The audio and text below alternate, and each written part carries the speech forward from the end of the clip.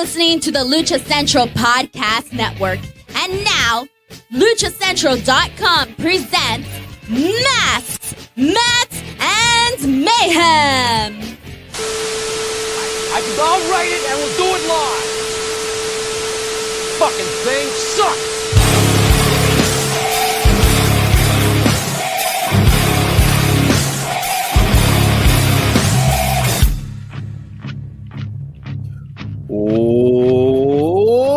Welcome to another edition of Masks, Mats, and Mayhem.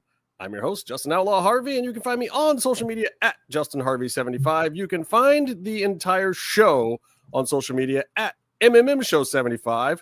And we got two of the OGs with us today. We got what that guy? What's your name? At Byron Fever. Byron.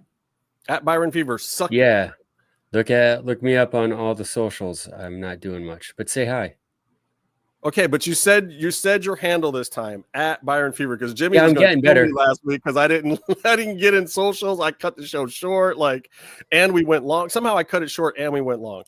We've only been doing this for about 196 episodes. Well, we've done 195. We're doing the 196 over the course of how many? Do you know how many years it's been, Byron? It's hard. It can't be that many because I'm only 27. So it's been 9 years. Oh, snap. Look who's on the road and still popped in. Yeah. Everybody say hi to Tony Allen. Hi, Tony. Hi, everybody. Jim, Byron, how's everybody doing? Was it a hat day and Justin forgot? Is that what's going on? Yeah, that seems really out of place. We all told Justin we weren't going to wear hats, and then we did. I have hats. I mean, I could put a hat on. Yes, everybody's wearing a hat, so you should be wearing a hat right now. Now, I just wanted to drop. I guess, are you guys doing the intro right now? And I just popped in. Yeah, perfect time. Yeah, just in time for your intro. I don't like that. Oh, Justin, I finally took one of those stickers off one of my Lucha Underground masks, and guess what? That was a mistake. Oh, it messed it all up, didn't it? You just messed up the mask? It just has the spot where the sticker was. Let's introduce the JimmyV while he's not on the screen. Yeah, he's right there. He's rolling back in like a Muppet. I love it. Yeah. At the JimmyV on all socials. Nice and easy. What's up, everyone? At the JimmyV, are your teams doing good this week? One of mine is doing okay. Well, Eagles are currently undefeated along with the Bills, and Phillies are sitting pretty, waiting for our opponents on Saturday. So, yeah, pretty good so far. I'm not paying attention to the Flyers because it's not the playoffs. So, you got Trevor Segers. You guys are going to do well. He's going to play really well with Mitchkov. We'll see. That was a lot of. I mean, I know I look like this, but that was a lot of white talk that I do not understand. That was very, very hockey. They're talking hockey. Eh? Well, I did live in Vancouver, so I know the Canucks, which they never win anything, and then they burn cities when they don't. So I was there. I was at the burning of Vancouver. Oh, you were riding after the game? I was not riding. I was trying to get my ass home because I live right by where the riot started. That was so funny. That was the first time I saw people rioting and looting after a sporting event, like on the news in the background, grabbing like clothes and stuff from a store, and then you see them look at their phone, and then you look at the camera, and then they realize, like someone just texted them, "You're on TV stealing."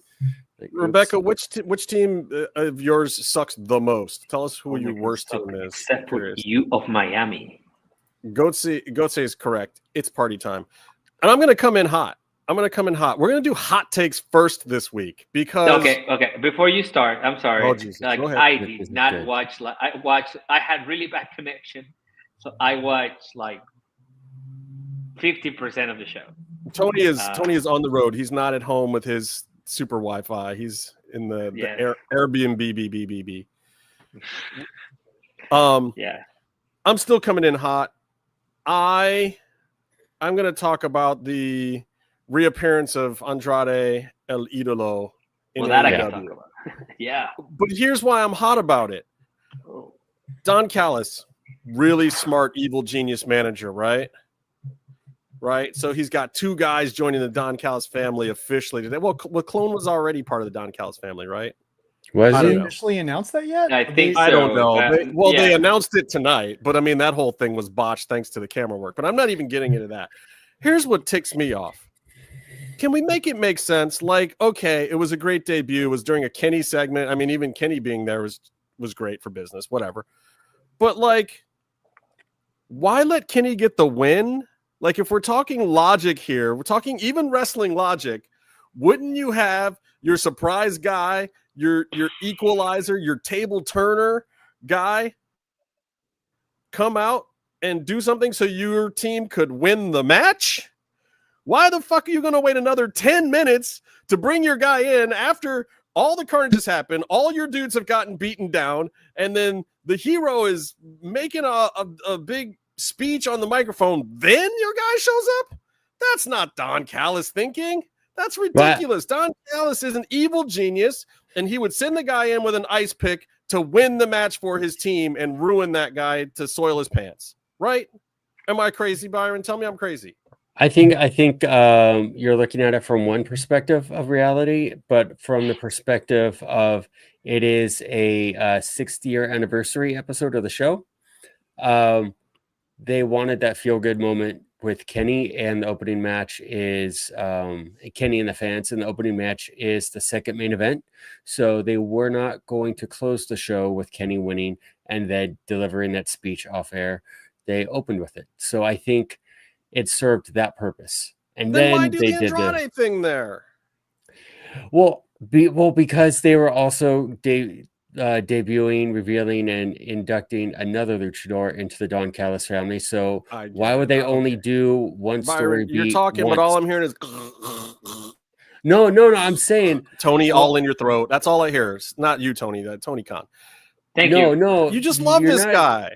You're not listening to what I'm saying. I'm saying that they have to do hogwash. They always do the same story, multiple segments in the same show, and that's what they did. I don't buy it. I don't buy it. Jimmy, please tell me something about this. Tell me I'm crazy. Tell me I'm not crazy.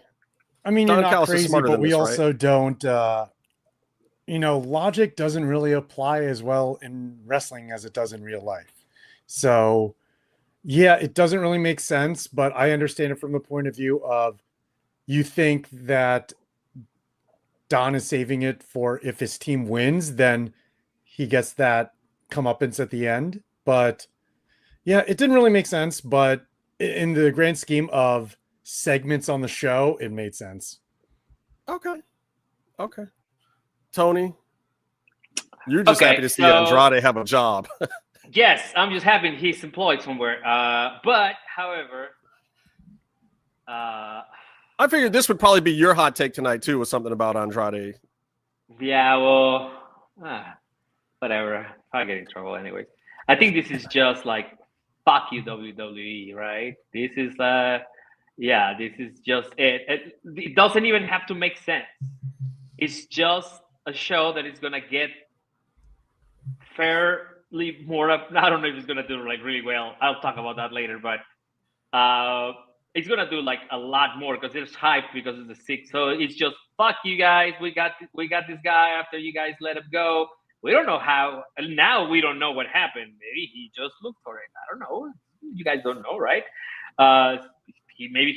He was evidently he was not happy. You can see his facial expressions from the last time that we talked about this. He was not happy about having to work with AAA. He's gonna be more than happy to come here and do Mexico City's Grand Slam too, and and it's wrestling too. Like maybe they get more out of him this time. Maybe Sammy Guevara doesn't get in his face. Maybe he doesn't leave Tony high and dry this time. Like maybe it works out. I don't know. Did anything happen between those two guys? Anyways, notice Sammy had a pre-tape. He didn't have a live interview. Correct. Yeah, there's the thing and I think you're going to notice a whole lot of Sammy on Collision and not on Dynamite while Andrade's around. I think Andrade's still a bigger name. What I think is now they are going to like push him to the moon. I don't know if the Don Callis family it's going to be the way to get him there. However, brother, I think it's fine for him. Who you got to feel for is Lance Archer standing all the way in the back. Oh my God, I love that dude. But man, this is like when I first got in the Don Callis family, I was like, Lance is going to get some action. He is just the random 2% heater. He's Cage's tag partner. And what happens when your tag partner isn't there? He's off for 8 months because he hurt his knee. Look, Dak Prescott still got me some fantasy points, so we're not too mad at the Cowboys. Who can be mad at the Cowboys? They're America's team. Anyways, so yeah, I think that's my take on that. I'm very happy that he's employed. I am very happy that he's at WWE. He's not at WWE. He's at AEW. I think that he feels better that place. Like evidently, he just wanted to work some things out over there. They did not. Came back. So it's just like, let's put it this way, right? Cody mentioned something earlier in an interview that we were watching that he felt like he had to come home. Maybe this is the other way around. And people should not be criticizing him for, changing companies. Look, I give mad props to any performer that can stay as consistently employed as him and have as much crap going on backstage as him. Because a lot of other guys have gotten frozen out. They've lost TV time, this, that, and the other thing. He has stayed on TV. Even right before he left AEW the first time, he was in a program with Miro's wife right up until the end. And then he was like, okay, Tony, I'm not going to stay. Yeah, I'm not going to stay after all. I think I'm going to go to the other place. And they're like, okay, man, if that's what you got to do, that's what you got to do. He goes over there. Somehow Tony Khan's not terribly mad at him, I don't think, and like he wasn't happy about it, but I think Andrade at the end at least kind of played fair and didn't screw him over too much, but he did leave. He fucking left and went to be with his old lady who then left him or left her. I don't even know. I don't care. But it seemed like it wasn't a great situation for that poor guy over there. He definitely was not at the end. Yeah. Well, look at how he was used. When he came back at the Rumble, he walked out with always the have mask. the best of 7 with Carmelo. We'll always have a best of 7. Yeah. Well, that was. And know how I feel about best of 7s because they did really good stuff for Phoenix and the Lucha Brothers there with the best of 7. Well, that was the main event, wasn't it? On Career main high event points, whatever. It's all with AEW. Also, Andrade in AEW. Hi, Paula. Hi, Paula. He was delivered every segment, every match. He still came through and did the type of TV that Tony wants on his wrestling program, and I think that is the ultimate thing that brought him back. Yes, and he opens the door for this to happen now. Now you can come back. It's not only going back to WWE. So now Tony, not me, the other one, can say you can come home. You know. Yeah, we all know Cody's Ricky coming Starks. back for the Ricky Starks. Oh my god. I don't think Ricky Starks. My theory Ricky that Stark I'm needs still, to just focus on staying where he's actually at. See how long that can last. that's can I do my hot take since I was Tony just going to brought tee you it up. Go, do it. Do it. My hot take is that Ricky Starks, Ricky Saints. I watched this match with Obafemi. I don't watch NXT, so it's my first real big introduction to Obafemi. He's really good.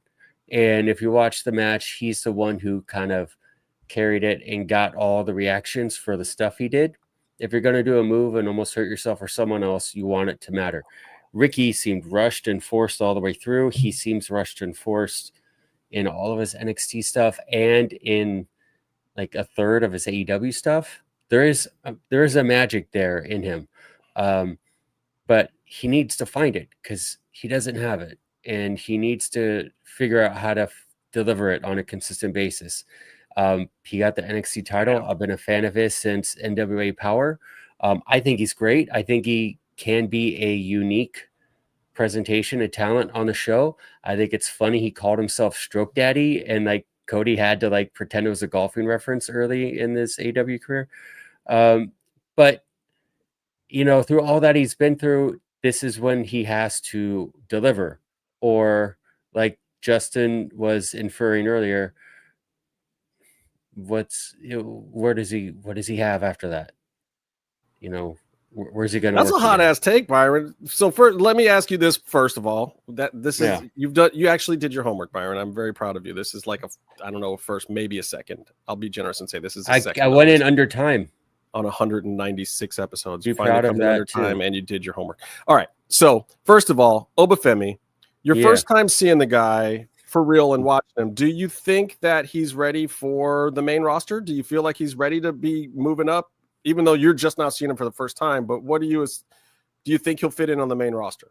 Yeah, I think he's a good less is more performer. Like, he doesn't need to do a bunch of stuff. He did like 3 consecutive backbreakers and it was over. And we've seen that too. Like Steve Williams has done that.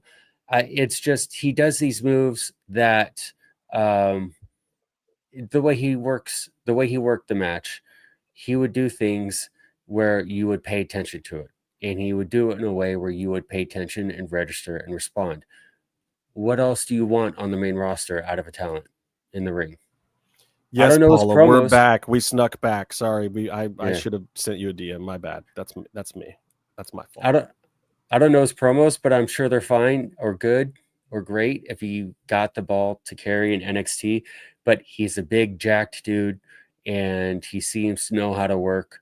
So I don't see why he wouldn't be good on the main show. Okay, that's solid. I'll buy all of that. And I'm gonna send Ricky a text right now and tell him that you have some issues for him that you'd like to discuss. I love Ricky. I love his pose. Wow. He just doesn't. He's not putting it together. Look, if he's not putting it together, he's not putting it together. You are entitled to your fan opinion, Byron. Every fan is inconsistent. When he tried to shoot with Adam Copeland in the ring, instead of just working, he got all flustered and upset and cried about it. And it's like, just be clever, be more clever than the other person, and take it as an entertainment segment and not personally. Anyways, Jimmy, look who he has to learn from now, though, where he's at. Big difference. I'm going to agree with that. I think there is definitely and I'm not going to ever say that there's not people to learn from at AEW. That is absolutely not the case. They are there. Sit down, get under the learning tree with Jerry Lynn someday. I mean, freaking Dane Malenko is still over there. Like, you want to talk about a guy who knows a thing or two about a thing or two, sit down with some Dane Malenko. But at the same time, it's not part of the culture or the system necessarily. The whole point of AEW was to not do what WWE is doing. Some of those things have worked great, in my opinion. Some of them haven't. And I don't fault AEW for being different, but I do wish that they wouldn't be so reluctant to adopt some of the things from WWE that do work. Well, they're different for the sake of being different in those categories. Yeah, and some of them are. But, look, realistically, the guys who came in and started that thing, they could book themselves. They could come up with all the stuff themselves because it was Kenny and Cody and the Bucks and Jericho. Of course they could. But you start bringing in a bunch of younger talent and newer kids and this, that, and the other thing. No, not everybody can do all that stuff for themselves. Some of those people need to sit under the learning tree. Some of those people need to do a little bit more. So, Anyway. Yeah, well, that guy. All right, Jimmy, do you have a hot take on anything you want to hit before we move on? Mine's going to be a quick one. And I feel like some people out there probably share this opinion, but my hot take, I loathe Booker T's commentary on NXT. And even more recently, SmackDown. I get why some people are probably entertained by him. Like, quack, quack. Yeah, so many of us remember Black Snow on TNA. That was amazing. That was great then. But when you hear it week after week, it is just awful because I've broken it down now. So 50% of his commentary is actually getting himself over. 25% is 25% is getting in his catchphrases. Oh yes. And the other 25% is maybe putting over the talent. Actually, no. She's got a real future. She's been in my reality of wrestling promotion for 5 years now. I'm going to change it. That last 50%, I'm going to say 30% is contradicting himself. And then that's always funny. Yeah, the rest is putting over the talent and getting in his catchphrases while doing so. I thought it very interesting watching a Staff Occur match recently, and during her Devil's Kiss move, the where she does the thing, the crowd was chanting Booker T during it. The and it's like, Booker T is getting himself over on her in her match to where he gets himself over on Trick Williams' entrance every single time. Yeah. And it just bugs me because it's like your job is to mainly put over the talent. If he's supposed to be the heel commentator, then why contradict yourself by saying heel things and then saying face things like soon after? This is the biggest problem, is that I don't think he knows if he's a heel commentator or not. I don't think pick a lane. Like if he was a heel commentator and stuck with it, fine. But like I used to have that issue with Graves sometimes too. Graves would be real wishy-washy and back and forth some, but not nearly as much as Booker T. Graves at least adds nuance to it, and he has justification for it.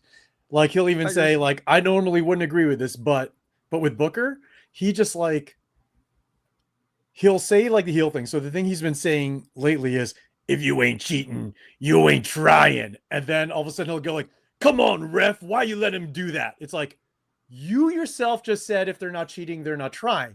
But then you want the ref to address the cheating? Like, right. Are you a face? Or are you a heel? Pick a lane.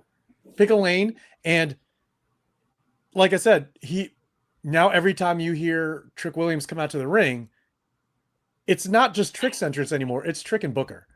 So it just bugs me that like Vic Joseph is carrying Booker through all of this, and Vic Joseph is the is the voice of reason, and he's the logical one. And I actually think he should be promoted in some way to Raw or SmackDown. Probably, in my opinion. How was Meefloaf in the chat and not on the show? Go ahead, I'm sorry. I was just thinking that. I think Meefloaf, get your ass in here. I'd love to see Vic Joseph and Wade back together on Raw. Not that Joe Tessitore is bad, but like I think Vic just is worlds better. I love Vic. I like Joe Tess a lot. I don't think Joe could do NXT. I would love to see somebody else with Vic on NXT. Honestly, I like Booker. I do. You know what I think the problem with Booker is? He doesn't have Vince in his ear. Vince would straighten that shit out, believe it or not. But the part of the problem, if you go back to when he was commentating back on SmackDown like years ago, he was fine. And that's probably because he had Vince in his ear, so he wouldn't let him go. Yeah, exactly. Like who is over there that Booker T is going to feel is above him enough to chin check his ass? Sean? It's not Sean, because he probably feels they started at the same time, man. Yeah, they've been in this game as long, and he's not going to look at Sean like he's going to look at Sean like he's the boss and give him some respect. But if Sean is chin checking him in the earpiece, Booker T's gonna be like, quack quack, shucky ducky, whatever. He's not gonna care. You know, maybe Michael Hayes could tell him something, but he's over at Raw. Like, I don't know that there's anybody with enough. Yeah, I don't think Michael Hayes should be telling Booker anything, to be honest. Yeah. Like, I don't know. Ric Flair maybe could come in and get in the back one day and be like, I don't know, Book, maybe you should tone that down a little bit. Oh, Ric Flair recently said that Hulk Hogan had leukemia. They found out when they were doing the last surgery on him. Breaking news. Yeah, I'm sure Flair. We can all trust Ric Flair. Oh, Rebecca, I'm watching the game right now. You're looking at me as if you're looking at me as if I even care why Hulk Hogan. I am literally texting people about this game right now too. And Justin, these guys know in our chat. Yeah, these guys know in the chat. Like, as the Phillies fan, we're facing the winner of this series, and I'd like it to even up a bit. I'm just saying. Well, feel free to pop on in, Meefloaf. By the way, Meefloaf just woke up because it's like, I don't know, 3 a.m. He's probably have to feed his child or do some carpentry on his floor or something, because that's Meefloaf. All right, I'm going to move on to this next topic. I want to get into this for a minute because I find it very, very interesting. I take some issue with some things that my dear Bubba Ray Dudley had to say about this match. Bubba Ray thinks that the fans should not have an opinion on the SmackDown main event. That's nice, Bubba. And I get it. You are a professional and you do offer a certain perspective of things. I appreciate that perspective. I appreciate any perspective from somebody who's been in there. But you also have to understand that everyone who says that wrestling journalists or mark podcasters or whoever else's opinions are completely null and void is in fact wrong, in my opinion. Hey, let's look at the NFL. I'm pretty sure there's a lot of credible commentators that have never played in the league for the NFL. MLB, pretty sure it's the same thing. Boxing, I don't remember seeing Jim Gray ever get in the ring and throw fists. Like, there are plenty of people who watch enough, who understand we're intelligent people that can offer insight and commentary. And whether or not people want to, pay money for that or see that or not, then you don't. But I mean, come on, how many sports talk radio shows are out there? And like only wrestlers are supposed to be allowed to comment on these things? I'm going to tell you what, Bully and anybody else out there who has a problem with it, that thing on SmackDown was fucked up. And every viewer who watches it has a right to comment on it if they want to, because here I am watching your advertisements, which means I'm putting money in their pockets to watch them make a mistake. If I watched a movie and the scene had a mess up in it that I don't like, guess what? I'm probably going to comment on it, or I'm going to go on Rotten Tomatoes and downvote it, or whatever the hell I'm going to do. I have that power and ability. So I want to get into this thing I love how this is coming from the same guy who told my buddy Josh, he brought him backstage at Ring of Honor and said, shut up and be a fan. Right. So fans are not allowed to have opinions. We're just supposed to watch the product and not say a thing, or not be content with things, or be happy with everything. I don't disagree that his opinion is more expert than other opinions. Of course it is. He's got 30 some odd years in the business. I mean, I was there in the ECW arena. I love that dude. But anyway, so let me get into the crux of this question. Hey, I'm supposed to be doing this, right, Byron? Yeah. Okay, I'm going to do it for just the intro to this. So anyway, 3-way women's main event. A lot of people are throwing the blame at Nia, but basically we go into this thing, and if you haven't seen it, you should just look it up on the internet. There's a botch on a pin count. There could be several things that happen. So earlier in the match, Jade takes a bump on the ring steps from Nia, and she gets busted open. Didn't look like the spot was especially done wrong or anything. On. Was it from Nia? Because that was my confusion throughout the whole thing, because I didn't watch it. I was like, so she got busted by Nia. Is that correct? But it was a regular ring step spot. Yeah, it wasn't anything. Yes, it was. To say it was from Nia's kind of like.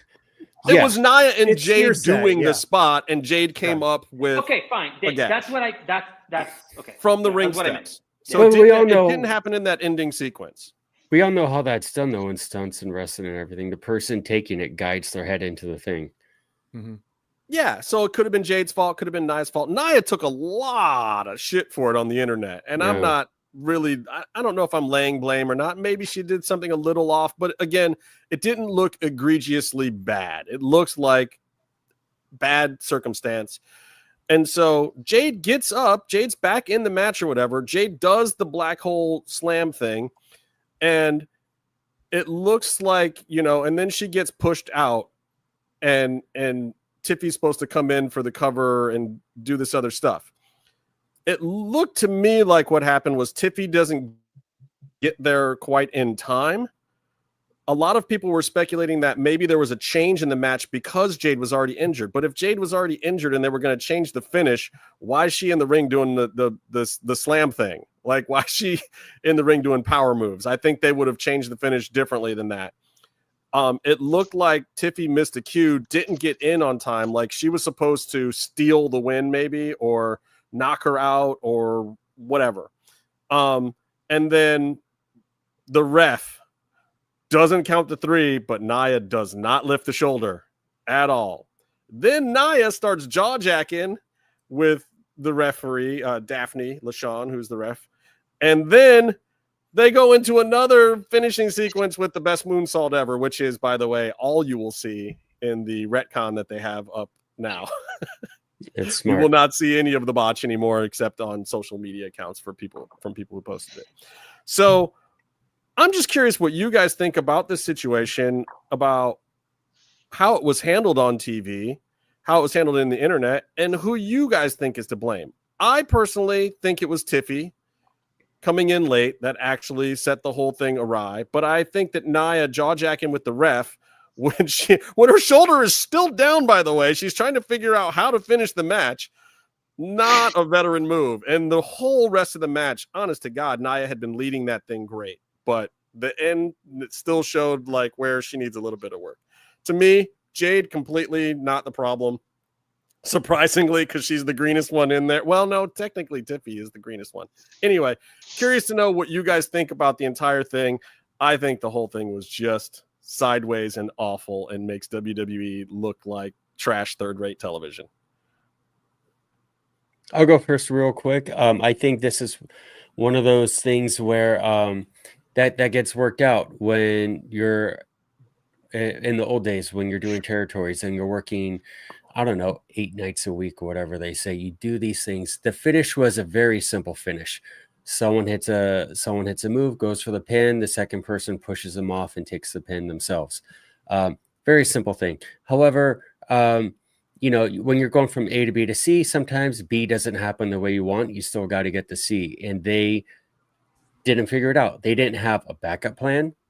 They didn't have just a quick improv of what to do. And the biggest issue to me, I mean, Tiffy missed it. I think it's pretty obvious her timing was off. But you figure it out. Like, that happens. But you need to know what to do if you're going to be trusted on live TV. And, Nia kicked out. Okay, great. She preserved the match. But then Tiffany can't just pin her for a 3 count without another step in the story of the match. So for me, hindsight being 2020, I would have said that Tiffy should have pushed Jade off and then gone for the moonsault finish or some sort of roll up. But ultimately, she should have known that she couldn't have done the 3 count after the kick out. You should have done something. But it just comes down to thinking on your feet, and they're not used to it because everything is so scripted, paint by numbers, and done perfectly the way they're told to do it. Sometimes you need to, learn. You need to have the experience of everything that you're planning on going wrong, and you have to figure it out. You have to use your wits and just kind of figure out in a high pressure situation. And that's where the best of the best have excelled. So I think that's what happened. I think they just couldn't think clearly to identify and then problem solve. Can you kick out of a 3 count? Well, when you kick out at 5, Nia should have kicked out too, but I mean, at that point, Nia Hogan. Right. So what do you think about this whole thing, Meef? Good morning, by the way. How is it? It's like 4 a.m. there. It is. Paula. I agree with this point entirely, Kelsey. Khaleesi. Sorry, that's a Khaleesi, not a Kelsey. House shows do help. Paula woke me up and was like, "Oh, it's 4 a.m." I was like, "Start at 3," and then I woke up and realized probably Dynamite went on for about 17 hours. So I saw you were only here for 22 minutes. I was like, "Oh, okay, perfect." No, it's a car crash. It looked horrific, and it was just throw a shoulder up, Nia and kick out before the 3 hits. That's the best way to be a veteran and to save the match, and whatever you're going to do, and then we'll just work it out from there. I mean, plenty of people can work things out on the fly. It's generally how real life works. But there we go. How did Jade get cut open? Then was it in that kick? Okay, so no, it was not the kick. A lot of people think that because that's what I thought. It was the stairs. It was the stairs in a spot before that. All right, Jimmy, have at. I mean, I think that basically everyone in the match is to blame in some way, shape, or form. Least of all Jade, but still partial just because of, I don't know if it was how she guided herself to take that steps bump, which caused her to bleed hard away. But I think right after that moment, it threw everything in disarray. And I think the one thing that people forget is the ref probably has whichever producer was in charge of that match. I'm going to assume TJ. I don't remember if he's on SmackDown or not, but probably had that producer going off in her ear trying to correct course. And so while she's listening to that, she has to guide 3 other people to that finish. And if she can't properly guide them, then the timing is off. Someone might, like Nia might have heard wrong, which is why she didn't throw her shoulder up. Tiffy's timing was off by jumping in. I mean, just by watching it, it seemed like, yeah, Tiffy was late, and it wouldn't have made sense for Nia to take a pin off of a drop kick to someone else.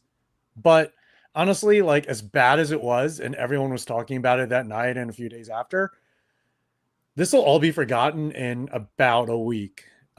People will remember this week because they have to reference the match on SmackDown this Friday.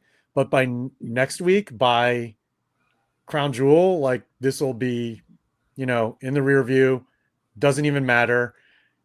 People have blown it out of proportion. Yeah, it sucked. It looked terrible, but in the end, show's going to move on. It's fine. Whatever. I like it's fine, whatever as an answer. I'm always good with that as an answer. Tony, what do you think? Crap. It's on the ref. The ref. It's on the ref? Yeah, the ref is an extension of production. Production should have caught the situation. And the ref, I mean, simple solution that I thought of right off the bat, right when it happened. And I know I'm not a professional. I'm a professional fan. Is that a thing now?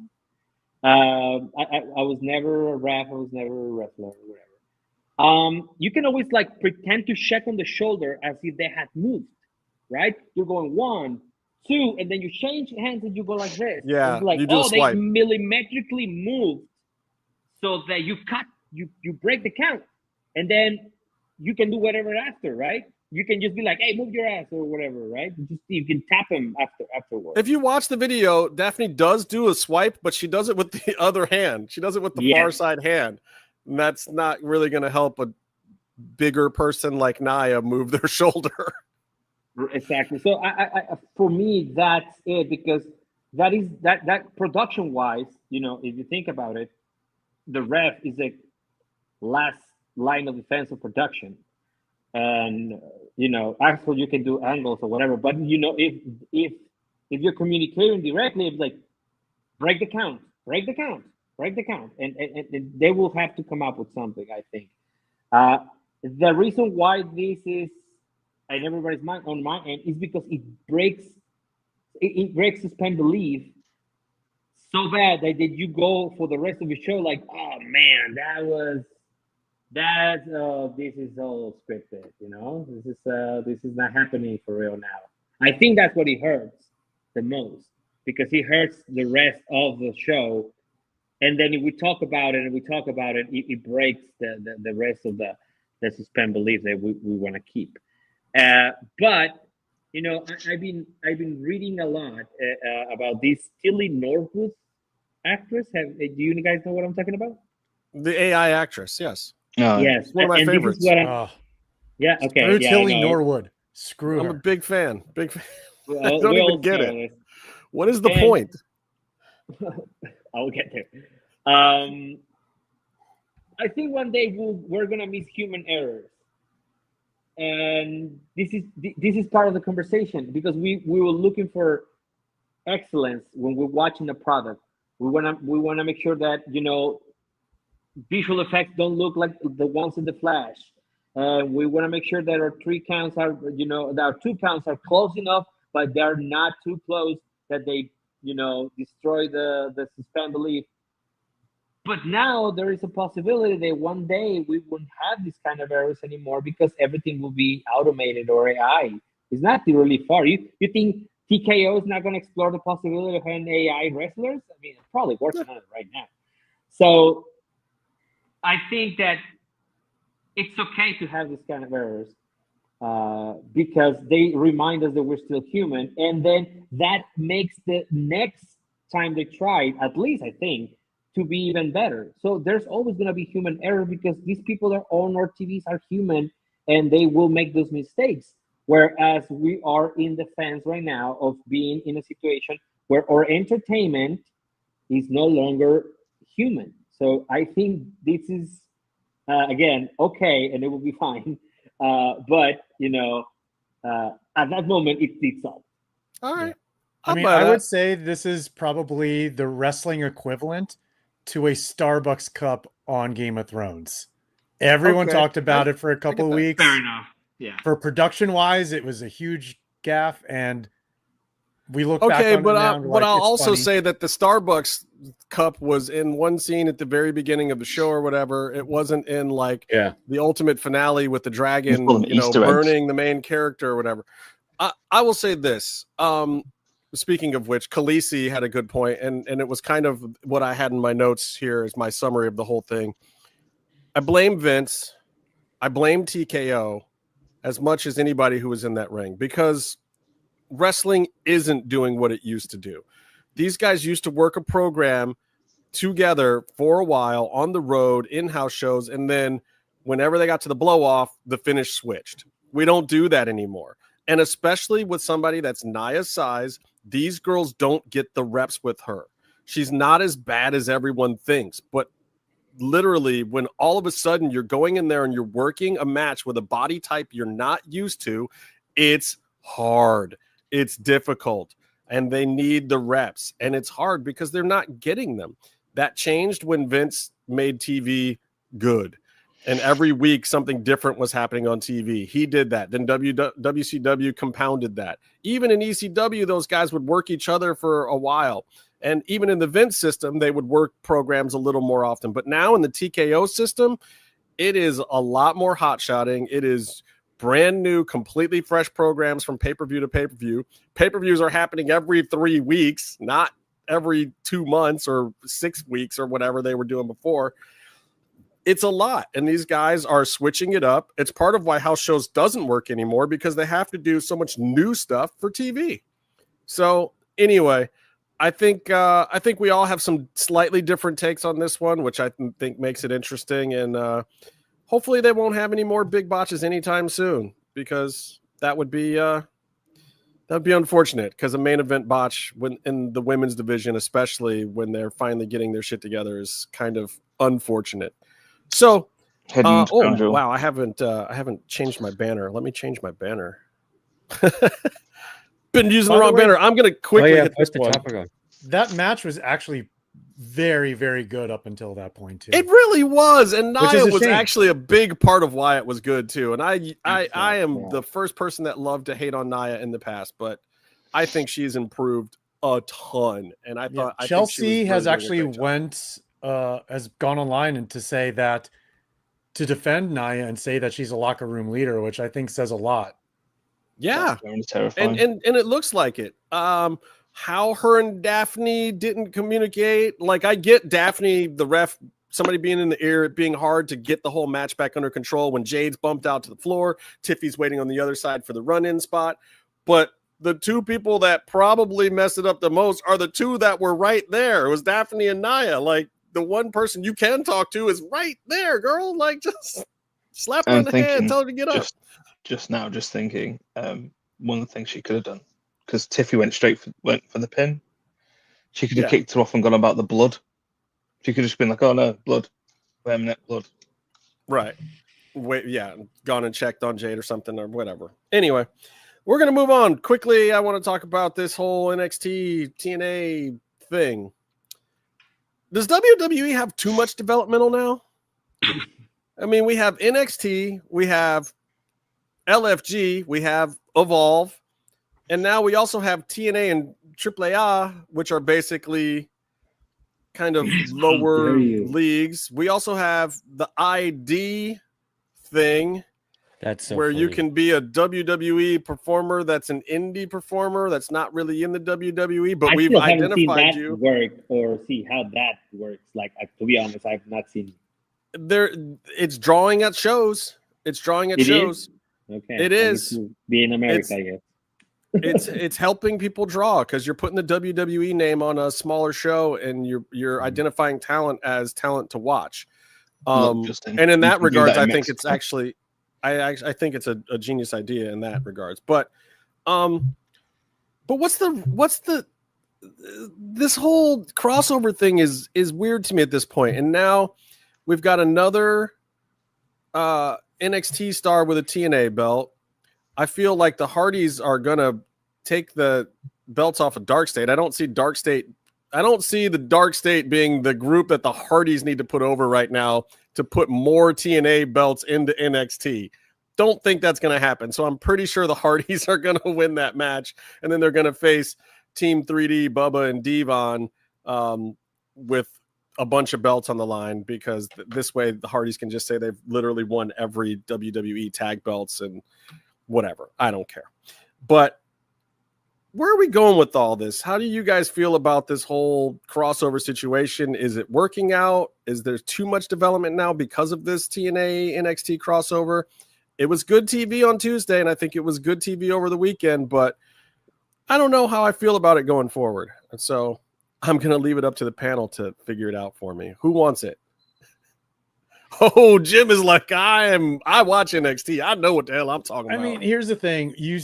The question isn't so much like, is there too much developmental? The question is there too much talent? To which I say yes. The reason they have so many shows for developmental is because WWE just is on a hiring spree. And we had a side conversation previously where people we know have talked to other people and they're like, oh yeah, who's that guy? And it's like, that guy's been with developmental for 2 years, has never seen TV once. You know what? I get trying to find the next big stars. That's true. But look at the current big stars who just became the big stars. You have Stephanie Vicaire, who they found basically through New Japan and AEW. So it's like, okay, well, that's not even a fresh homegrown talent, and you're pushing her to the moon now. Braun Breaker, who is basically a generational talent because of his family lineage. We don't really have too many of those people that they saw, like through like an athletic submission or something, and then picked up to hire like a Bianca Belair. Like, it's just these random athletes now, and they're not giving them enough time. So it's like, okay, well, we'll come up with all these different shows. And it's funny that Evolve is basically the NXT of NXT, and then LFG is the NXT of Evolve. It's just it's wild to me that you have this much talent, and even now with all those shows, there's still plenty of people who aren't getting any TV time. Like none. Like what happened to Thea Hale? What happened to Ridge Holland, who we just saw on TNA, but for the first time in a while? What happened to like Duke Hudson was let go because they had nothing for him, yet you restart Chase U. Like, none of it really makes sense. Makes sense. Yeah, it didn't. But it's because you still got the other guys there, and you're like, let's bring it back because that was a good gimmick. I don't know. It was weird. Byron, what do you think about this? I don't really watch all of that. I think just in general, I think I talked about this a little bit in the past weeks. Byron wants Dark Elevation to come back, by the way. That's his. I would love Dark Elevation to come back. That was just so much fun. That was a lot of fun. But just my concern is that everything gets under one umbrella, and then it all kind of becomes one place to work. So if that door shuts, then all of a sudden there's a lot less places to work because that one door covers maybe 5 companies that you could have worked for in the past. So that's my concern. But I don't know. I mean, I think it kind of, I think it kind of sucks that AAA is sort of a feeder to NXT, which feeds to a company that historically doesn't do well with people of color who work for them. They're doing a lot better now the past couple years, but still it could be inconsistent and it still isn't perfect. Like I say, why are they doing it? Phantasma should be doing something, like being employed and working in WWE. He does everything they want him to do, and he took his mask off. He's the type of talent that excels there, and they don't know what to do with him besides put him in the Mexican and Mexican adjacent group, and put them all in the same segment. So,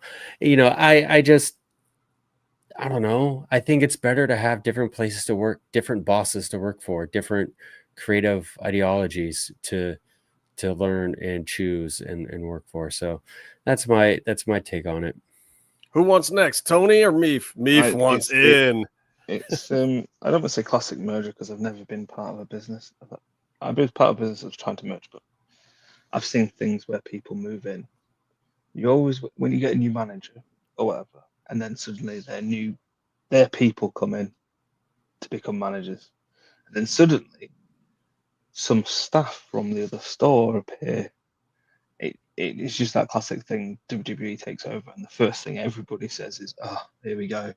They're going to make a WWE guy the champion of TNA or AAA or whatever." And they're like, "Oh no, no, we're gonna do good things for the company. We're gonna do this and then basically, usually it takes a while, but WWE have just kind of gone, that thing that you all thought we were gonna do is actually what we're gonna do," which is kind of the problem with what they're doing, because everything they do, including their programming, it's so, like, you can see it a mile off. Seth Rollins, that's all I'm gonna say, like, literally Seth Rollins. You got people like Bully Ray and all these other guys, the guys protecting the business, or not protecting the business because they talk about it, fourth wall all the time. They'll go on about, they're like going, "Oh, you didn't know until it really happens. You can take a guess, but it's not." No, Bully, I would have put my fucking mortgage on Seth Rollins not been injured. And the only good thing about that whole thing was the Willy Wonka moment. And it's like, Seth Rollins, of course, classic shitness, would do a Willy Wonka bit. I don't disagree with that. And he probably did a not Michael Jackson, sorry, Johnny Depp, which is Michael Jackson's version of Willy Wonka.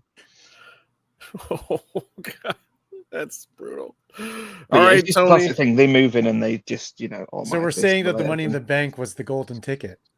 Exactly. I guess. By the way, I'm being forced to talk about NXT and TNA at this time. I don't know. I seldom ever. Well, let me spin it for you this way, though, Tony, because it's not necessarily just about TNA and NXT. No. Okay, go ahead. To me, this is one of the things. Like Dominic, AAA Mega Champion. Then you've got Dragon Lee now challenging, is the next challenger. Okay, so Psycho Clown and Pagano and we can forget about Psycho Clown. La Parka are just sitting in the back now. All these guys that they've been making top. Alberto is still under contract. He's just sitting in the back. Okay, now at NXT you've got Trick Williams holding a TNA belt. You've got what's her face now holding. Yeah, like Kalani Jordan. Kalani holding a TNA belt after Ash just got back the TNA belt from a different, like that. Just WWE is taking over all of this stuff, and not necessarily saying that's bad, because I think some of that was the whole point, to give these other promotions the rub from the bigger promotion, but we're doing it all at once. I don't know. Now, tell me what you were going to say before now. Well, NXT, like right now, I don't know. I cannot watch TNA. I just can't. I tried, evidently, because I like wrestling, and I like to try everything. I go to a fucking Elma patio thing in Monterey, which is a sacrifice, because you lose like at least 5 pounds just being there. And then this NXT versus TNA is not gonna make me watch TNA. It's just not. It's gonna make me watch NXT even less, probably, for all that I care. But to your point, I do care about Dominic Mysterio being AAA champion. I care about that. That does make me watch and I watch Triple H just because I want to see if that guy will become champion. Yes, but and also to your point, like, yes, all these guys are taking the belts. Do you guys remember? I mean, I'm pretty sure you were in your early 40s. What did this happen? No, I'm kidding. Do you guys remember? No, you were not. You were in your 30s, hopefully.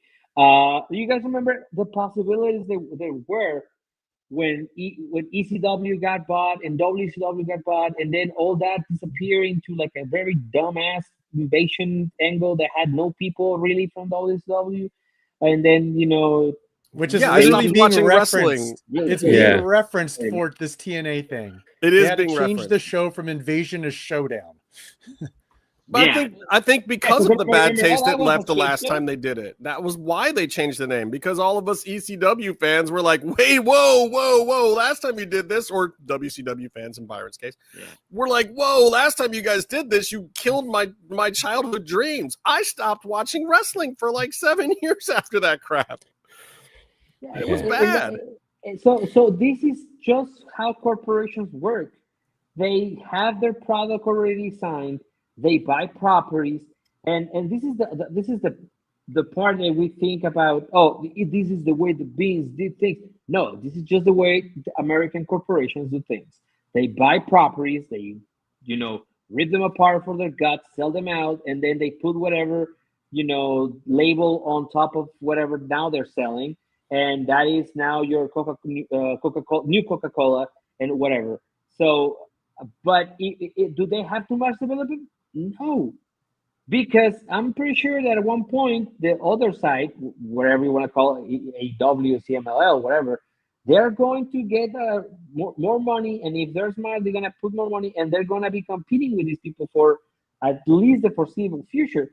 So of course they have to farm out a lot of people that can, just jump in. And now that they're doing like international shows, now you're gonna have. Well, I cannot make the joke because it only works in Mexico. There's a band in Mexico that during the holidays, like Christmas and Lucha, they play all across Mexico in the same day, because that band is just the name of the band now. So you're gonna have WWE Europe, and you're gonna have maybe Seth Rollins going over there, and then you're gonna have Triple H in America, and then you're gonna have Dominic in Mexico. So that's how that's gonna work. But it really is not really WWE as it was. It's just your local brandized thing that they're putting on right there. Yeah. So do they have a lot of talent? Yes, but we need that so that this thing can keep going. We're basically seeing what was the this is the whole point of why NXT UK began. Yeah. It's just happening on a different level. And look, NXT UK gave us some wonderful things. Like, people don't forget, there would be no Gunther without NXT UK. I mean, there certainly was a lot of good that came out of it, but also we didn't get a lot of that good until it folded.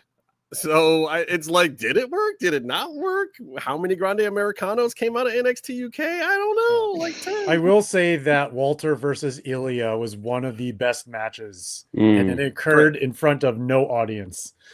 But hilariously, that match happened repeatedly at WXW in Germany. Yep. So.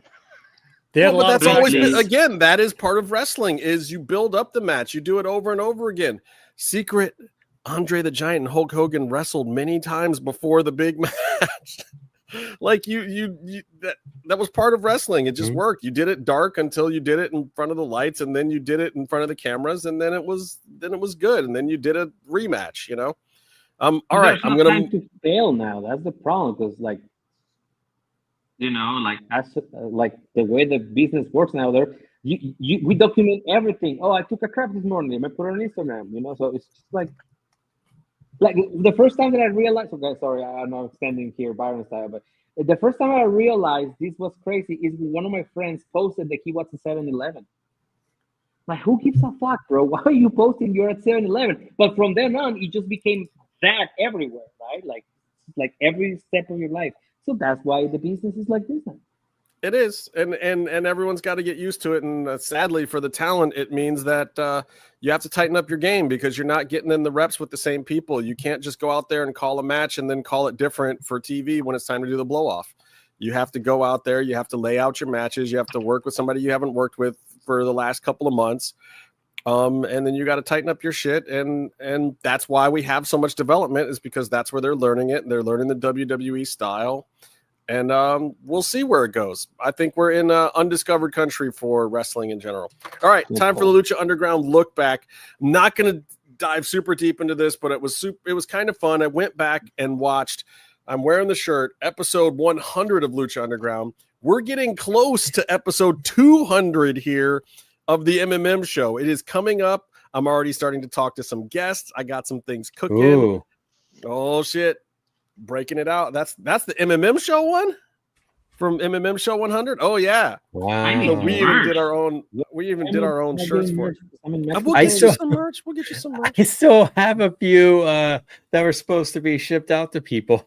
I think you still have DJs, Tony, don't you? Yeah. Yeah. Do you know what I did? I made a fake one on Spreadshirt or whatever, like to get delivered to my house to give to Mel in like 2017 or something. It was amazing. Oh wow. He bootlegged Guys, his own I show know you to guys- give it to Thunder Rosa. Amazing. Yeah. I bet know sure you it guys was know Still the got Black these Box. bad boys if anyone wants. Is that the Jimsuke Nakamura? Oh sure yeah. is. Still got some stickers. You want Alright, guys, the I better need- version is the white version. I gotta go. I know you guys want to talk Lucha Underground, and I want to stay, but this has been a full day for me. I've been up since like 7, and tomorrow I gotta wake up at I think at 5. Tony, or please my just do Lord. one thing for me. Enjoy the food. Go do God's work, Oh. Tony. Bro, have you ever had a street corn? I've had a lotte, yeah. Yeah. So yeah, every time I come to Mexico City, I deplete the production of Mexican corn when I go. I'm actually going to get some right now before I go to bed. So, hey guys, I love being here.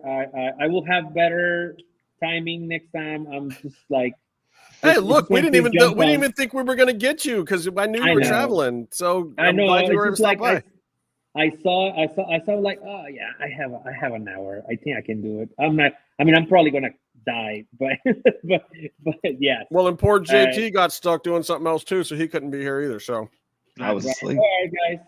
I gotta filled in go. for JT. All right, brother. Always great to be here. You guys take care. Remember to follow me on TonyC.Allen on whatever Instagram. Bye bye. On all right. Check you later. And he's out. So Lucha Underground 100. First of all, Yeah. episode schmepisode. I just remember that when they announced that they were doing this thing, all of us were like, oh my God, there's been 100 episodes. Like it happened so much faster than most TV shows. And you forget that the first season and the third season are hella long. I think there's 40 episodes in both of those seasons or something. They weren't doing like it's season 3, the weird one where there was a split in the middle, wasn't it? There was a split. Yes, there was. But there was also 40 some odd episodes because that was the order. But production couldn't sustain it straight through. And it was probably better for the wrestlers to leave and come back too. It was such a weird thing. Lucha Underground, people have to understand, was such an experiment. It didn't fit any kind of mold. Like regular TV shows, you know, a full season order on network television is 22 to 23 episodes. Lucha Underground somehow was 40 episodes, but wasn't 52 like every other wrestling show that goes year round. Mm-hmm. So they were falling 12 short. And then the second season only got a smaller pickup, but of course it was still considered a full season because it was 20 episodes. So, And the breaks in between the seasons were inconsistent as well. It was just all over the place. all over the place. But needless to say, it was season 3, episode 35, which somehow got them to episode 100. And it was a fun, interesting episode. Right off the bat, you get Ricky Mandel changing his name to Ricky Mundo and pissing Johnny Mundo off. So then Johnny Mundo kicks him out of their Atomicos match, which was supposed to be the entirety of Worldwide Underground, which was his faction at the time, which was PJ Black, Taya, Jack Evans, Mundo, and Ricky Mandel. So he gets the boot, and they bring in Marty the Moth because he's the nemesis of Phoenix at the time in the storylines. And then the other team is, I have it written down, Phoenix. Who else was it? Phoenix, Sexy Star, Puma, and Cage. Dark Puma. Dark Yeah, Puma, Puma's mascot Dark. for me. Even though Puma he's Dark. with an all baby face-ish group. I don't know. It didn't make a ton of sense. He was wearing black, right? Yeah, he was wearing the tight. He was wearing the tight jeans. It was when Trevor liked to show off them cheeks, them cakes. I remember one time he forgot to get rid of his cell phone before a match. And so you see the cell phone in the pocket because they're skinny jeans. You see the cell phone in the pocket. Didn't he throw it to Melissa or something? Like yeah, he gave it to the ref. Oh, the ref. Okay. I think he gave it to Rick or someone. But it was so funny because they're skinny jeans. So you saw the full-on phone right there. You're like, why is this guy coming to wrestle with the phone in his pants? But remember, he desperately needed to lose his mask so people would know it was him. Apart from the I think Puma. Apart from that big tattoo on his chest. Killshot was a little more proponent of losing his mask at that particular moment in time. He was very adamant that he wanted his mask off. But anyway, it was an interesting episode. There was a Gift of the Gods qualifying match with Rey Horus, Dragon Azteca was the character name, right? Yeah. Yes. And Penta. And it was funny going back and watching that match to me because it's very WWE style, except everything's from the left because they're both luchadors. So they work the other side of the body the whole time, but it's very like, it felt like a Seth Rollins match almost. Like it was good stuff. It was, regular moves. It wasn't a ton of crazy flippy stuff, but there was definitely some athletics to it. And it was just like, it was very indicative of what Lucha Underground was. Like this was the filler match. Penta and Dragon Azteca, but it was like world-class filler. It's the best filler you could get. And it was flawless, of course. And I remember being there. It wasn't the editing because believe it or not, some of the matches from Lucha Underground were completely edited, folks. I don't know if a lot of people know that. That was not live wrestling television. Yeah. It's fun how even some matches, some finishes were done in post. Was this one of them? Think Sexy Star could run ropes. The Rey Mysterio Matanza match at the end of this one, or what was the one where Matanza punched through the window? That was Ultima Lucha, wasn't it? Yeah, it was an Ultima Lucha, but I can't remember which one. But didn't they have to retcon it the next week and do something else or the next day to fix the whole thing? They redid part of it.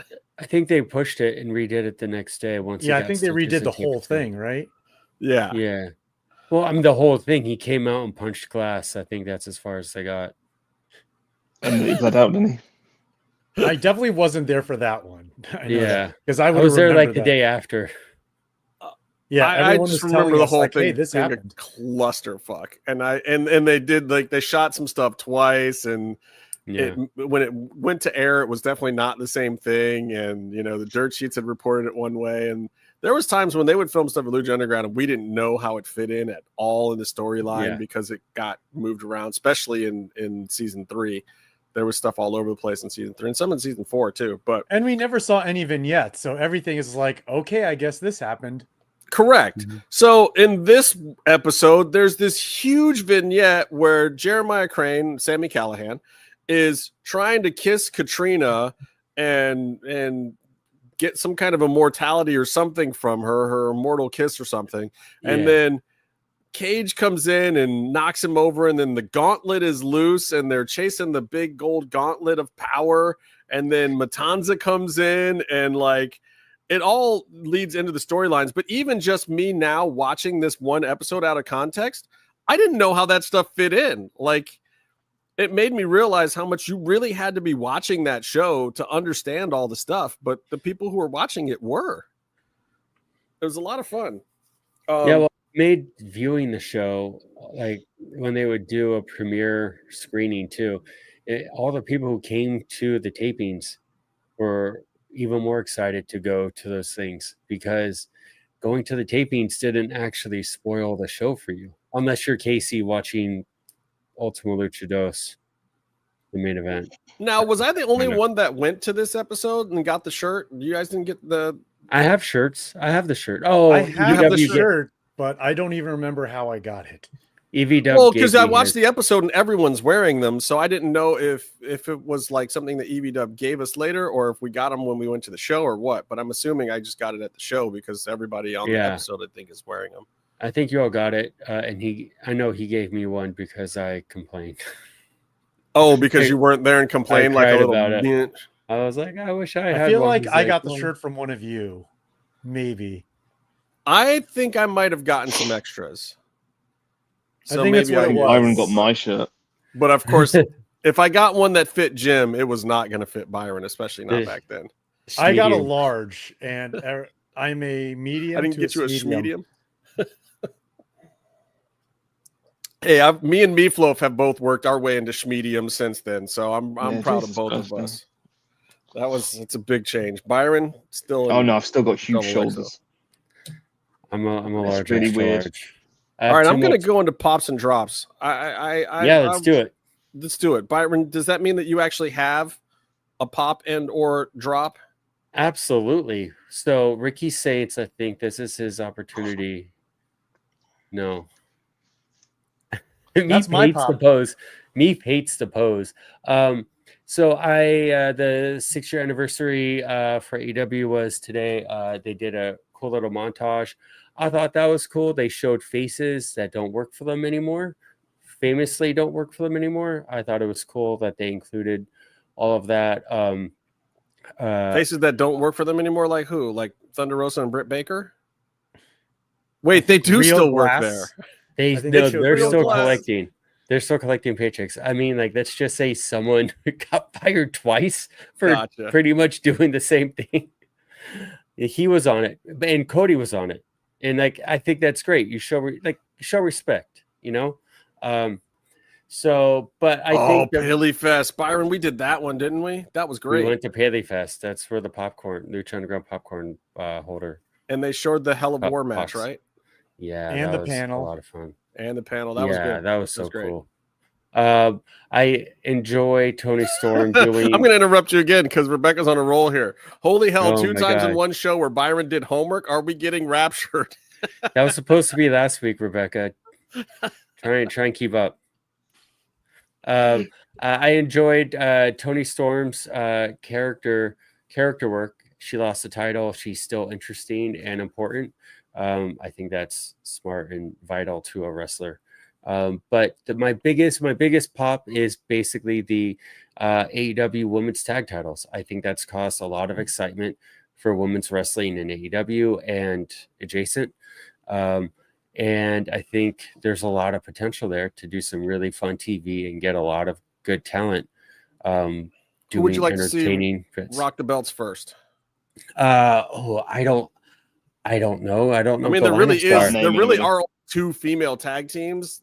That would be TJ and and Harley and Stat. I wouldn't even, because I mean, Harley has teamed with everybody. I was thinking more Tiana and Taya is the only other real women's group. Yeah, not like they're doing anything, but I think it's going to be interesting. A lot of women wrestlers are beginning to pair up as well, to form these teams, to form something so they can get in and try and get a shot at the titles. And I think as far as storyline, kayfabe goes, that helps make it all look more important. Teams that I'm looking forward to seeing, not necessarily teams that have been around. I want to see Thunder Tits. I want to see Thunder Rosa and Tony Storm. That'd be great. Continue what they were doing. I think it was really entertaining and funny and good. I kind of feel like they may try to slide Mina Shirakawa into that spot with Tony, though.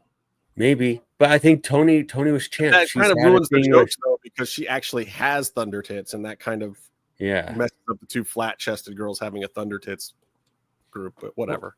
Well, Tony's been working programs with everyone. She's been the champ for so long. True. So I think she could team up with anyone and have some sort of story.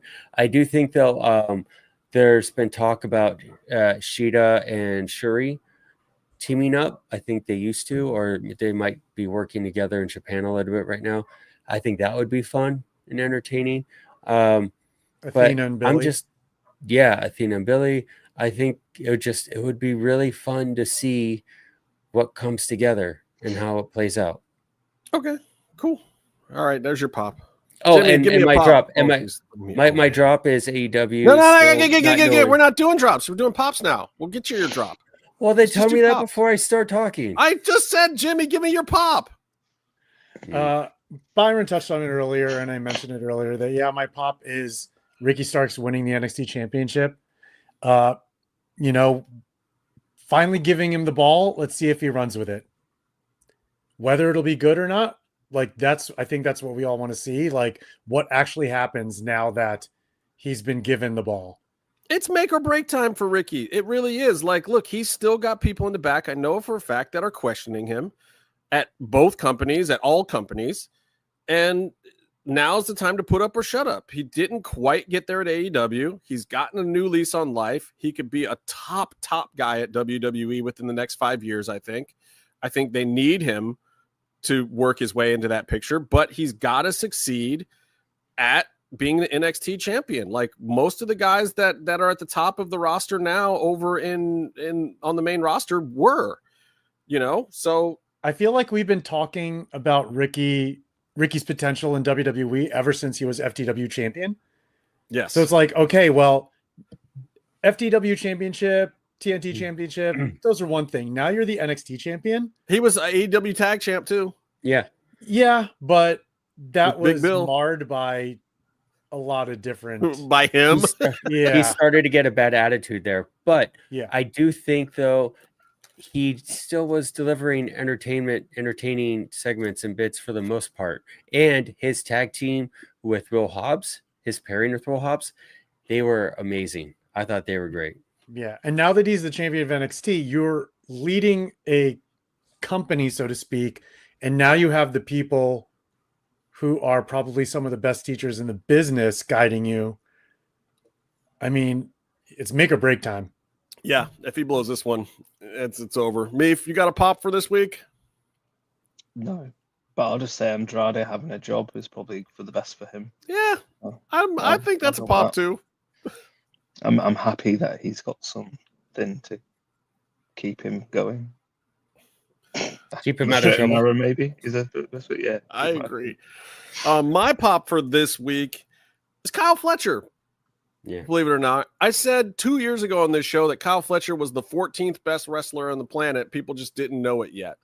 I think maybe he's the 13th best wrestler on the planet now, and people actually do know it. So that is a huge improvement. I think you see the guy, and you know, I've even had a couple conversations with the guy. No offense, Kyle, but not the sharpest knife in the drawer, but somehow he is putting it together. And that is all that I ask of my wrestlers. Like, look like something, act like something, do good work. And he's working with all different kinds of styles. He's working with every different kind of body type in AEW. He's working different kind of styles. And if you watch Kyle closely, he gives people some really, really precious soft bumps, and they look vicious, but he is really taking care of people in the ring for the most part.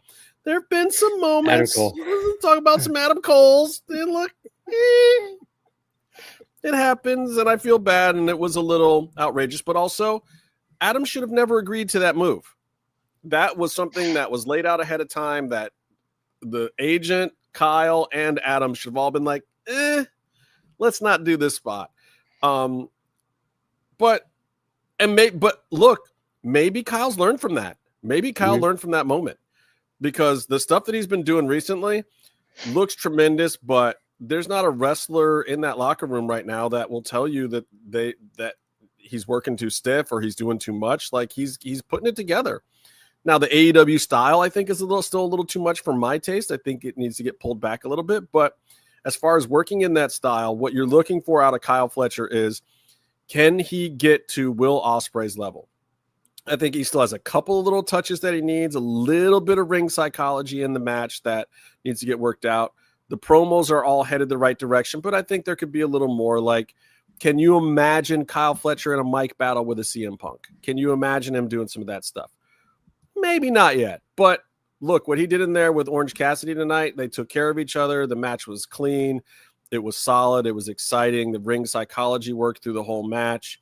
I didn't particularly think Cassidy was going to go over, but you never know. And you definitely got some of those moments. So anyway, my pop of the week, Kyle Fletcher. I hate to, add time like Byron would, but just on the dumb thing, sometimes it's good for them to be dumb, because then they're not like, alert to everything and also overthinking things, or possibly like actually knowing the truth, because sometimes that can make being intelligent sometimes is a curse. And I don't disagree with that. I think Kyle Fletcher is a very passionate young man who is following his heart to its fullest extent. Like, he just goes for what he believes in, and he does not know anything else. And I think Ospreay was a bit like that too.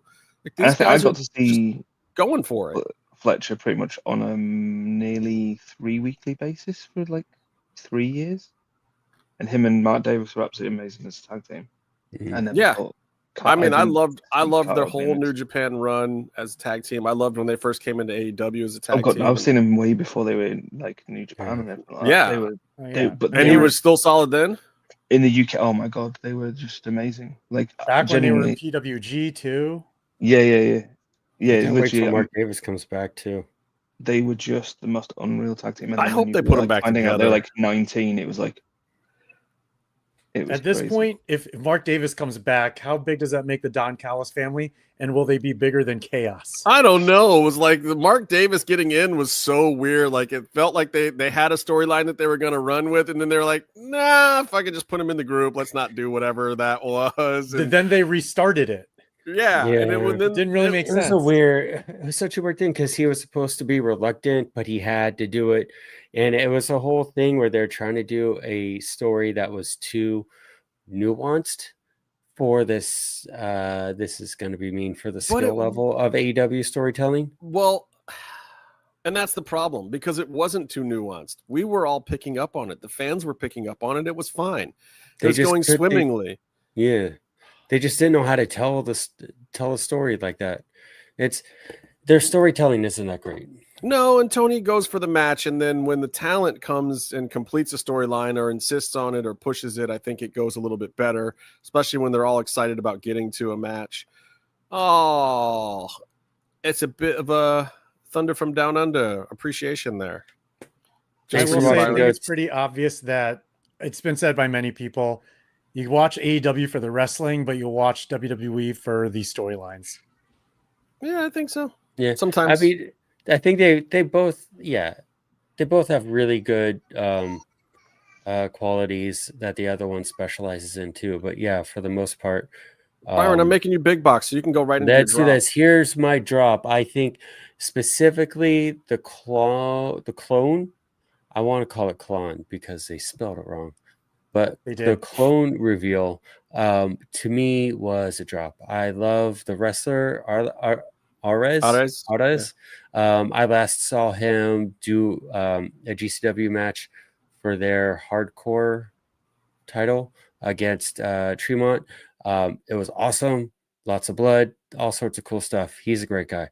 But as far as the reveal, classic AEW things happened. Number one, they repeated the same thing in almost consecutive segments on the same show. A luchador joined the Don Callis family twice. Then you get into he has 20 people already and this and that. But like you just did the same thing twice. And then like two, they missed him taking off the hologram mask to reveal that he wasn't hologram. That's the whole thing. Brother, every time AEW does that setup with the hard camera on the stage, there's some kind of botch. It has happened so many, many times. But it's happened with so many other shows when it isn't that setup. I think it's just their technical direction in general. They missed a lot of spots tonight. They're blocking and knowing, like they know what's going to happen. You have to. They have production meetings now. Like in that main event, why did you do a close-up corner shot of Marina and Yuta when you're missing the reaction from the other end? It's crazy. Right. There's certain basic things. You don't like AW in some places. You don't need them to do the WWE thing where you present to hard cam for everything. But the show should know that you need to see certain things. You need to see faces. You need to see finishing moves, high spots. Yeah, actual moves. WCW is changing though. Yeah, I mean, WCW. Didn't they miss the Kenny moonsault or whatever off the scaffolding when him and Will Ospreay magically got back together in 30? Yeah. Like they did 4 episodes of story in 20 seconds, and then all of a sudden they're jumping off the scaffolding and they missed the shot. They had to use like fan footage, or they had to like go back and yeah, they retconned it with fan footage. And but yeah, it's just bad. And here's what it boils down to. During the lockdown, they only shot at a Daly's place for a long time, and not once, they probably still don't know how to do it when they go back, not once did they ever learn how to shoot 2 people talking from the entrance and the ring. Well, actually they do at Daly's place now. They can do it because and I remember this because of the start of the Diana and Thunder Rosa thing where they actually did that, but it's because they have the side angle. Oh, they moved. But it's so the entrance is off on the side at Daly's place now. It comes and they down move the hard camera to people sitting on the main stage, and the hard cam is facing diagonally to correct, the ramp, right? Yeah, to the ramp, yeah, and then they have a crane that comes over the audience to get secondary hard cam angle. It's very easy though if you've ever shot something with more than one camera with people who are holding the cameras. It's very easy. To shoot 2 people and talking. Literally it takes a 20-minute production meeting that day to figure that out. Yeah, it's not you're hard. like, oh, they're gonna be here, so someone's gonna stand here, someone's gonna stand here, so that means you need to have a camera, here and here to shoot them. Great. Now what's the problem? Oh, we have to get the camera people to walk over there. Okay, you figure out a thing to get them to move without messing up the show, and then you're there. Look, people talk a lot of shit about Kevin Dunn, but he knew where to put the cameras. The thing is it's like you've got enough money to open up a shop. You've opened up a shop. You've never run a shop. Your staff have never run a shop. Have never worked in a shop. You've got nice shiny things on the shelves, but they're behind cases and no one actually has a key, and no one knows who's got the key. But that's not what AEW is. You've got a shop with a bunch of new employees and a new owner, but every assistant manager has been a world-class person at the store before at the other place. But none of them are asked. That's what I'm saying. The guy who runs a shop has gone, I'm going to employ these people, but doesn't know what to do with them. The director, the camera people, they're all people who have done wrestling shows and stuff in the past. They've all done the thing. It's just remarkable that they're so. I need to be doing this, and he's going. But this thing. All right, Meef, you got a drop because Byron will go for I'm done. I'm out. Small screen me. The drop will always be considering it's this, that horse shit, whatever the fuck. It's the lamest thing I've ever seen. His music too. It is so WWE. I get it to a degree, but it's the kind of thing when I watch it, I just go, he's never gonna go anywhere. I don't know, man. It's an instant. He's LA Knight number 2. Somebody said that the first time Rick Rude swiveled his hips too. He's got a thing. Yeah. I'm just saying. No, but the first time Al Snow came out with a mannequin head. Are we comparing Rick Rude to a guy who potentially? Yes, I absolutely am. Johnny B. Bad. Johnny B. Bad rules. But I mean, the first time you saw that gimmick, you can't tell me you didn't cringe. I was a kid. I just... Oh, you know what Brent tells mine you? Was a racist. Then. Brent says the revolution is televised, brother. All right, Prince. All right, that's your drop. Let me give you my drop. Let me read it here. My drop is a little bit of a drop and a pop. My drop goes to Ash by Elegance having to relinquish her title.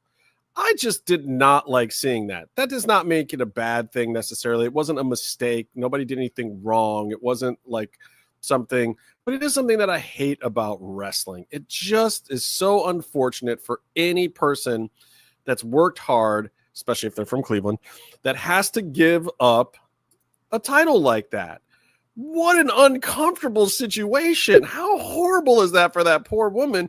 And whatever it is, super duper serious because nobody is saying what the actual issue is. Like,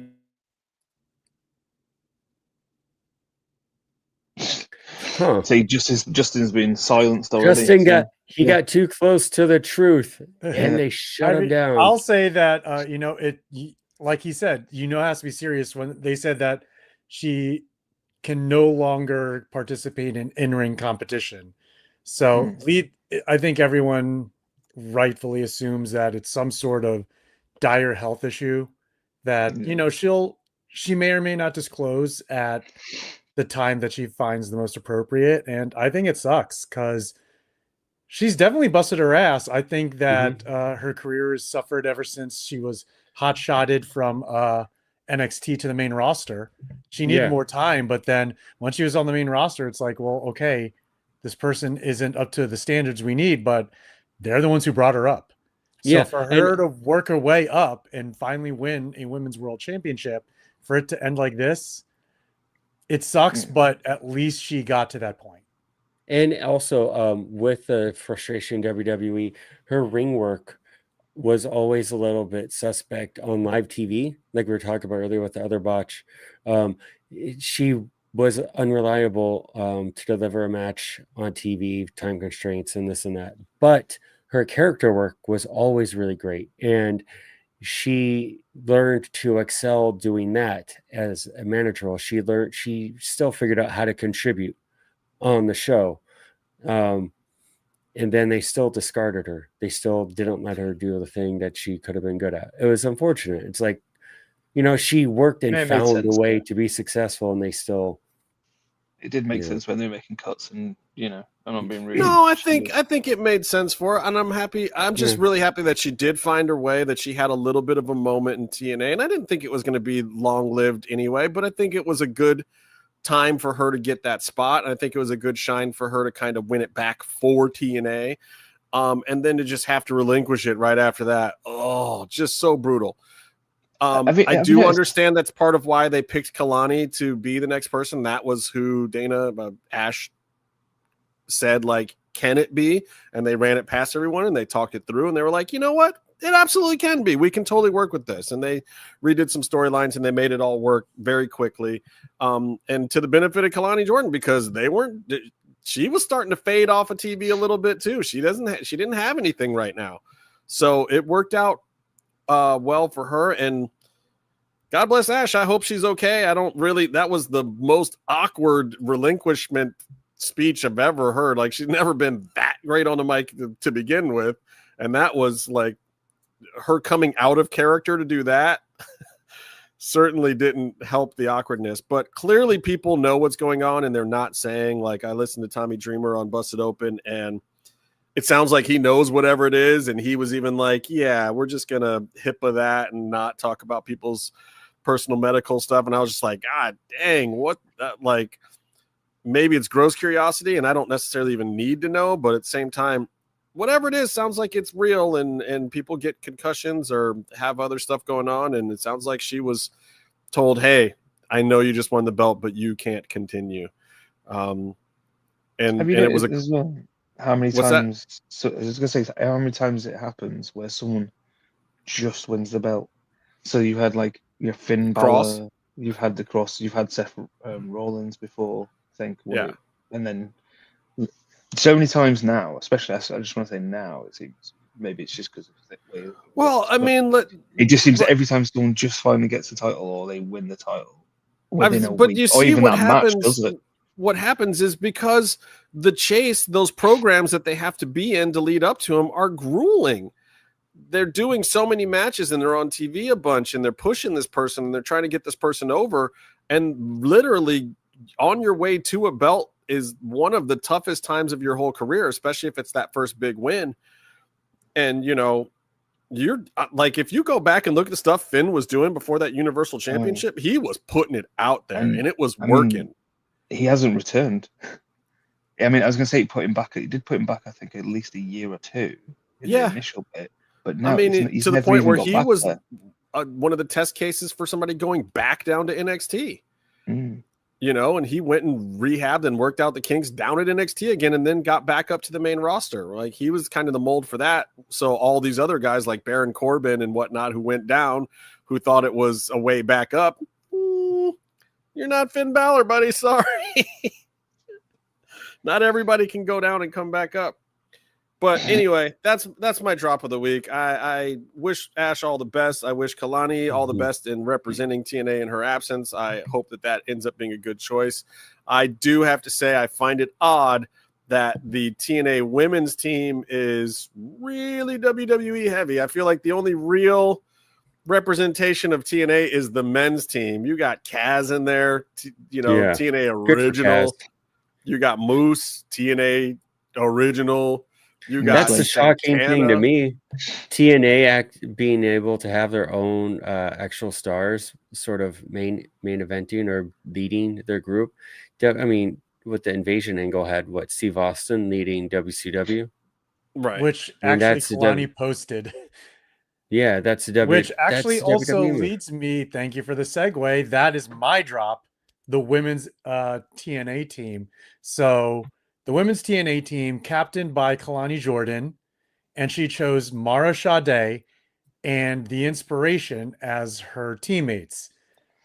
So you basically have the former Jakara Jackson, who got let go this year, jumping from NXT to TNA, but now representing TNA on an NXT show.